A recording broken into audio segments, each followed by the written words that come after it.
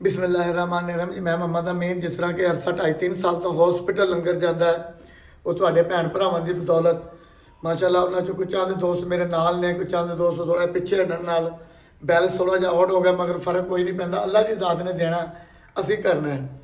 लिहाजा उस थोड़ी जी दिक्कत की वजह नाल मैं अपना चैनल बनाया यूट्यूब से, देसी किचन विद अमीन। लंगर से जरा जाता जाता जी माशाअल्लाह जिन्नी देर जिंदगी लंगर से पक्केगा। दोस्तों के कहने से दोबारा चैनल बनाया, वह नाम है देसी किचन विद अमीन। अगर कोई मेरा भैन भरा को माली इमदाद नहीं कर सकता, उस लंगर के शामिल होना चाहता है तो वह चैनल को लाइक सबसक्राइब करो।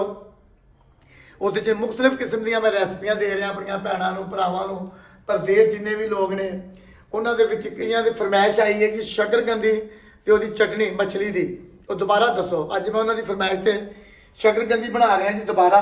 वह की तरीकेकार है, यह शकरकंदी है, यह सुक्की खरमानी जिन्होंने किश्ता कहते हैं।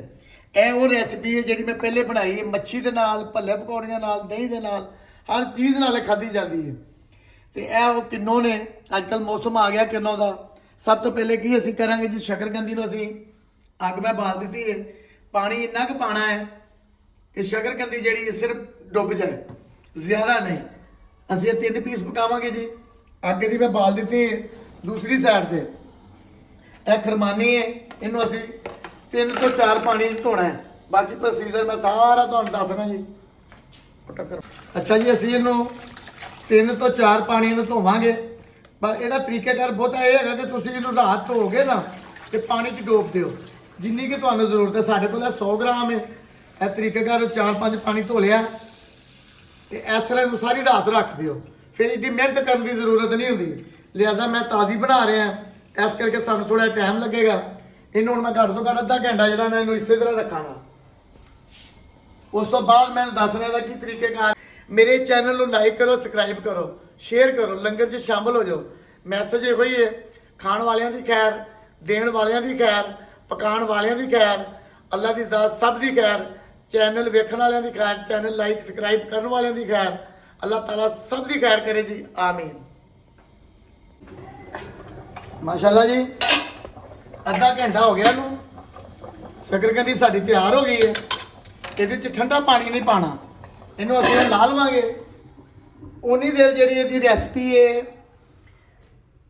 ये इमली की चटनी वगैरह जी बनानी है उन्होंने असी रख देने।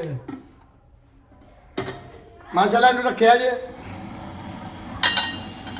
15 तो 20 मिनट असी पानी च भिगोना। देखो खुल गई हूँ। ये घट तो घट इनू बाले देवे, 2-3 बाले आएंगे ना।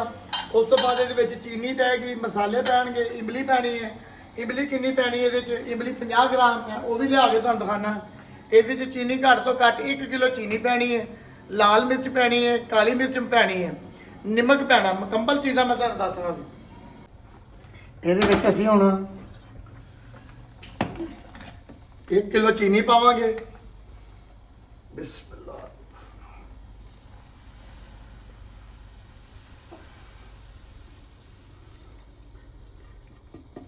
बर्तन बेशक वड्डा ले लवे। ते अद्धी चमची असी काली मिर्च की पानी है। माशाअल्लाह जी मेरे एक दोस्त ने लंगर वास्ते गुजरातों मिर्च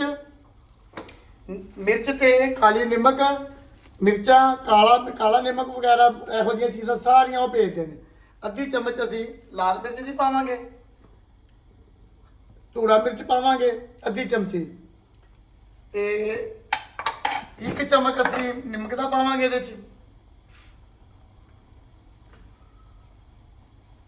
इनू माशाअल्लाह असी अच्छी तरीके नाल चीनी नू मिक्स करना है।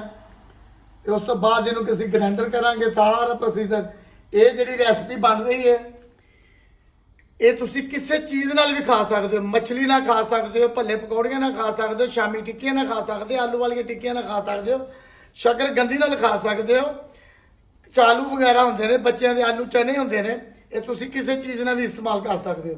लिहाजा असी अज इन्हूं इस्तेमाल करना है शकरकंदी के नाल।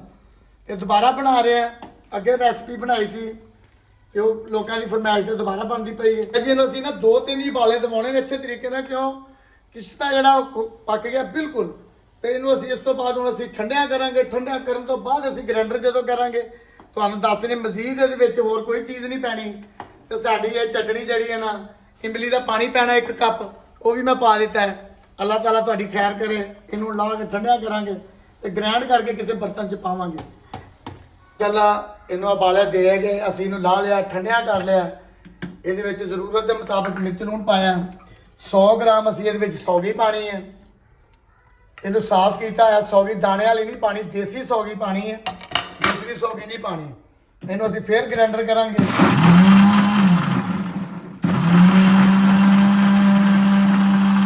ਬੇਸ਼ੱਕ ਤੁਸੀਂ ਜਦੋਂ ਉਬਾਲੇ ਦਿੰਦੇ ਹੋ, ਗਰਮ ਕਰਦੇ ਹੋ, ਉਦੋਂ ਵੀ ਪਾ ਸਕਦੇ ਹੋ। ਵੈਸੇ ਇਸ ਤਰ੍ਹਾਂ ਬਹੁਤ ਹੀ ਬਿਹਤਰ ਹੈ। ਇਸ ਤਰ੍ਹਾਂ ਵੀ ਪਾਵਾਂਗੇ ਕਿ ਲੇਸ ਬਣ ਜਾਏਗੀ, ਜਾਣਕਾਰ ਹੋ ਜਾਏਗੀ।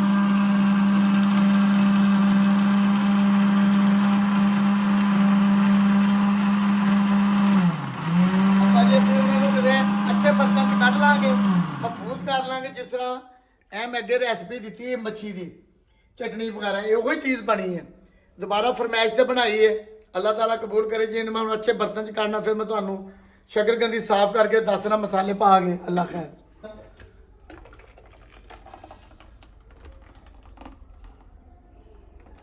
ये मजीद ठंडी हो जाएगी। इनू असीं किसी बर्तन बोतल च कढ़ लांगे। ये साड़ी फुल सर्दियां तक खराब नहीं होएगी। सारी चीज़ तैयार हो गई है। असीं इन्हां नूं अच्छियां बोतलों च कढ़ लिया। यह पुरानी रेसिपी जी मच्छी की बनाई सी, फिर नवी है। शकरकंदी जी 2 किस्म की होंगी है। आ देखो ना, सफेद ये वाल होंगे ने। तुसीं जदों भी लैनी है उन्होंने कहेंगे, दुकानदार को कहना भाई शकरकंदी च वाल ना हो, मोटा पीस होएगा। असीं हुण सब तो पहले की करांगे जी, ये तो नमक पावांगे हल्का जिहा अपनी जरूरत के मुताबिक। धूड़ा मिर्च लावांगे, जितनी तुहानूं जरूरत, तुसीं मसाला अपनी जरूरत के मुताबिक पाना है। लाल मिर्च पाउडर लावांगे हल्का जिहा, अपनी जरूरत के मुताबिक है चीज़ां।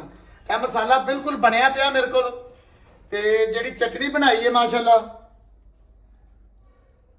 यह जिन्नी मर्जी पै जाए जी, खाले चीज़ है माशाअल्लाह। च कोई नुकसान नहीं, बाजारी कोई चीज़ नहीं हैगी।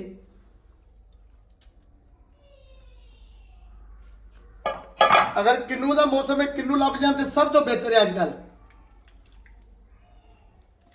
इस तो बाद असीं इहनूं हल करना है किसी वड्डे बर्तन दे विच। माशाअल्लाह जी, दुआ फिर होई है। अल्लाह ताला साडा सारा सिलसिला कबूल करे जी। अल्लाह ताला सानू माफ़ करे। बस अल्लाह ताला ने जिहड़ी मेरी ड्यूटी लाई है, जिन्नी देर मेरी जिंदगी चलता रहेगा, तुहाडे भैन भरावां दी बहुत सख्त जरूरत है। इस चैनल को लाइक करो, सबसक्राइब करो, शेयर करो। अल्लाह की ज़ात तुहाडी खैर करे। आमीन।